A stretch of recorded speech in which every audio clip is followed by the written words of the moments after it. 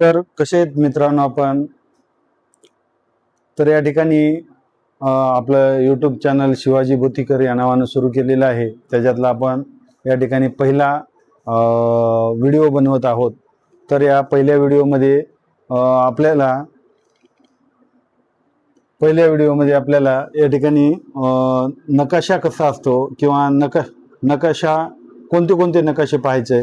तर पहिल्या प्रथम आपल्याला महाराष्ट्राचा नकाशा माहिती करून घ्यायचा आहे. त्याच्यानंतर भारताचा नकाशा माहिती करून घ्यायचा आहे आणि त्याच्यानंतर जगाचा नकाशा माहिती करून घ्यायचा.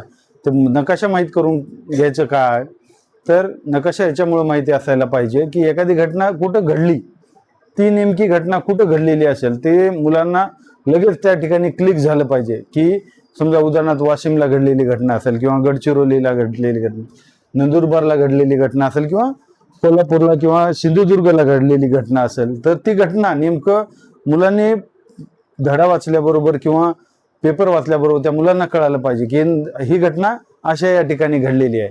आणि त्याला कायम स्मरणात राहण्यासाठी हा नकाशा अतिशय महत्त्वपूर्ण आहे, मार्गदर्शक आहे. म्हणून आपल्याला साधारण हा नकाशा माहिती करून घेणं आवश्यक आहे. तर या ठिकाणी आपल्याला नकाशा जर पाहायला, ज्यावेळेस आपण नकाशाकडे तोंड करतो त्यावेळेस उजवी बाजू ही पूर्व बाजू असते, हे सर्वांना माहिती पाहिजे. पूर्व, पश्चिम, दक्षिण, खालची बाजू ही दक्षिण बाजू आणि वरची बाजू ही उत्तर बाजू असते. हे सगळ्यांना माहिती असायला पाहिजे. ईस्ट, पूर्व बाजू म्हणजे ईस्ट, वेस्ट, साऊथ,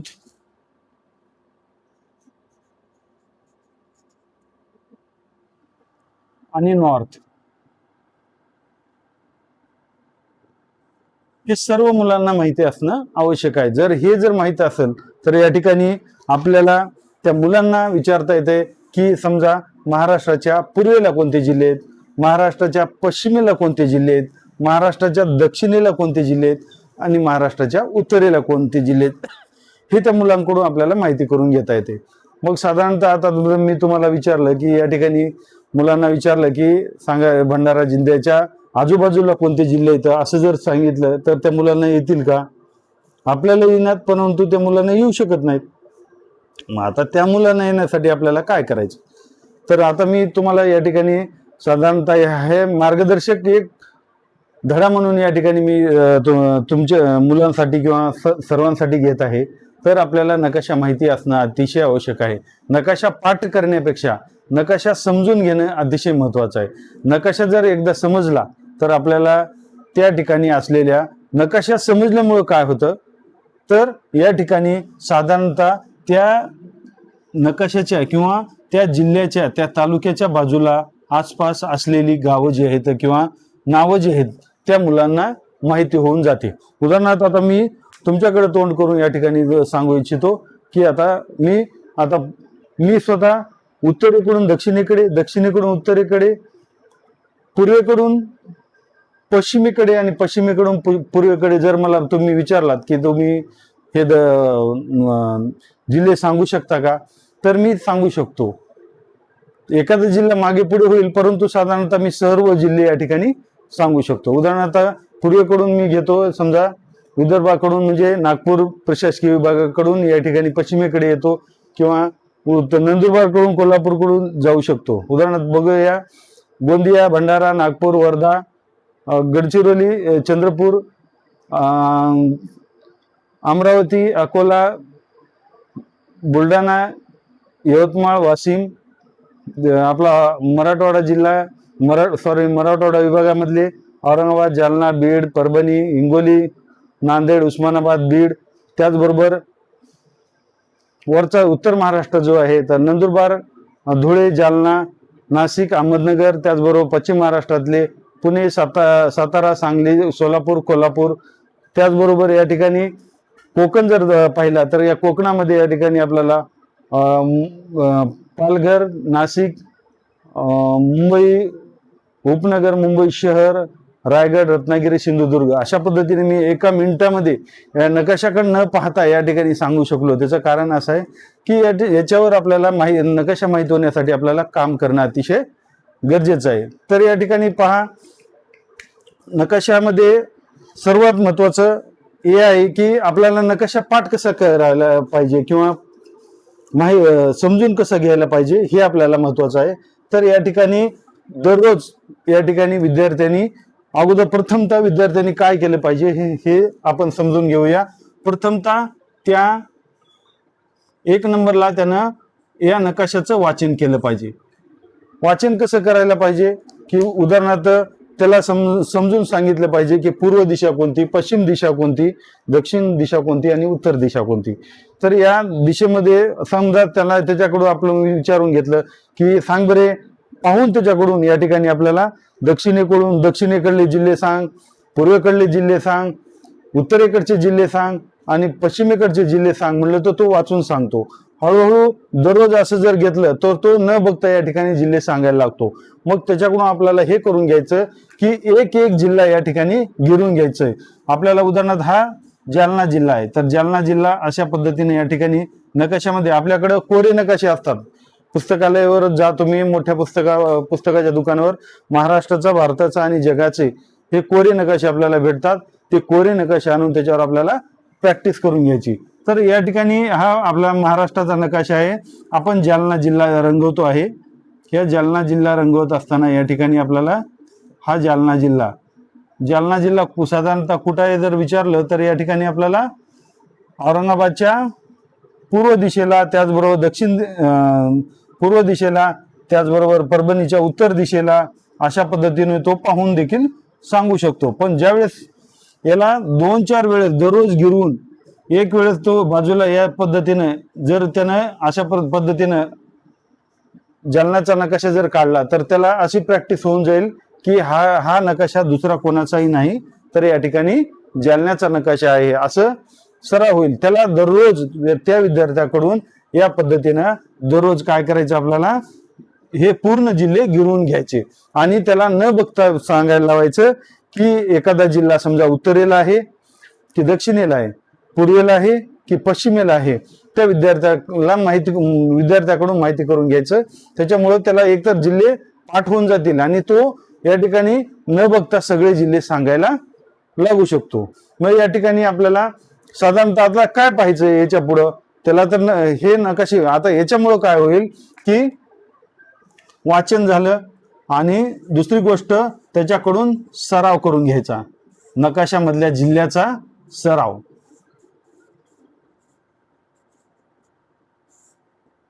जिल्ह्याचा सराव करून घ्यायचा म्हणजे या ठिकाणी गिरवण्याचा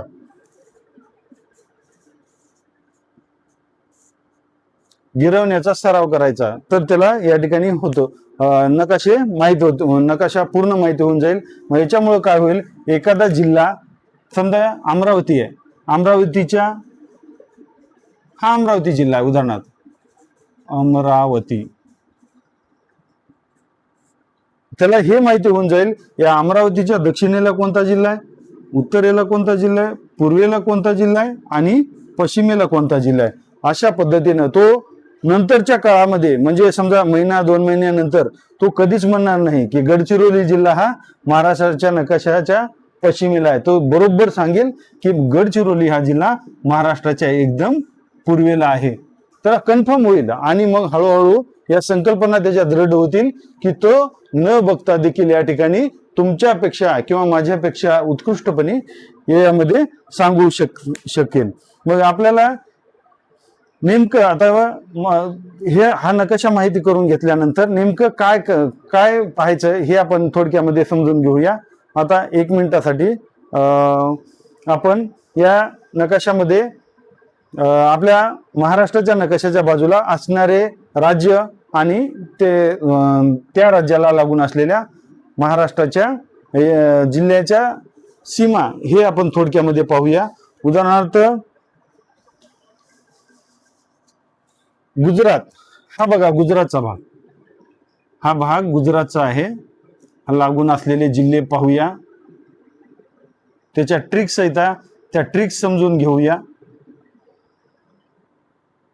अशा पद्धतीने जर ट्रिक्स समजून घेतल्या तर या ठिकाणी हा गुजरातचा भाग आहे. गुजरात हे महाराष्ट्राच्या वायव्येला आहे, म्हणजे एकतर उत्तरेला पण नाही आणि एकतर पश्चिमेला नाही, हा भाग वायव्येला आहे. मग याची काय ट्रिक्स आहे तर इथं आपल्याला पा ना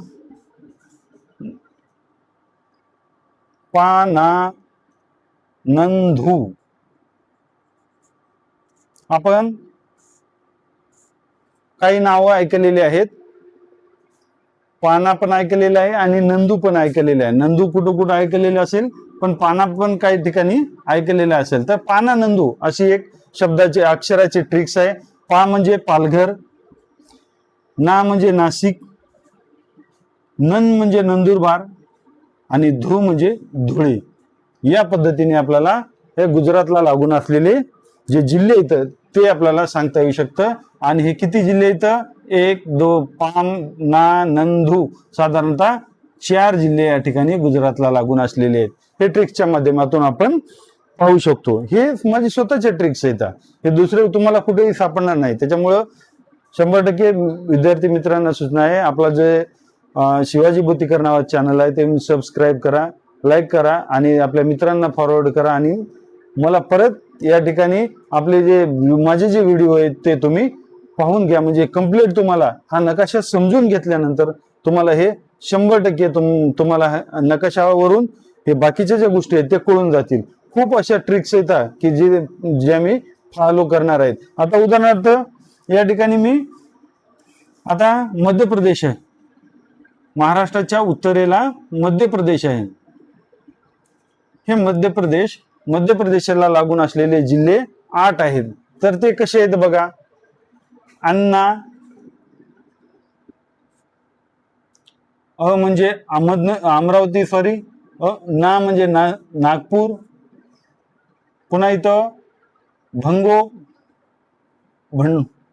म्हणजे भंडारा, गो म्हणजे गोंदिया, पुन्हा इथं नंदू, परत नंदू आलं, इथं नंदू होतं आणि इथं पण नंदू आलं.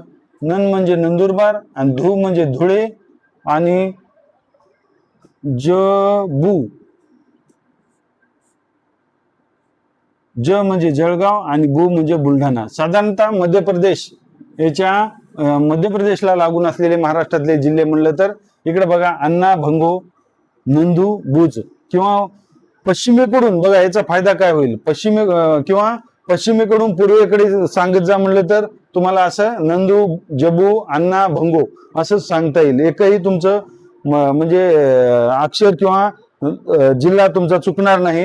ह्या ट्रिक्स आहेत, ह्या माझ्या ट्रिक्स आहेत. 1 2 3 4 5 6 7 8 जिल्हे या ठिकाणी कुठं येतं तर मध्य प्रदेशला लागून आहेत. महाराष्ट्राच्या पूर्वेला आहे छत्तीसगड.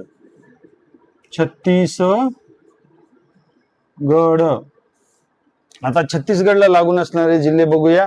2 जिल्हे आहेत, इथं आहे गोंदिया आणि इथं गडचिरोली. मग आपल्याला असंही म्हणता येतं, आपण गंगो नाव ऐकलेलं आहे.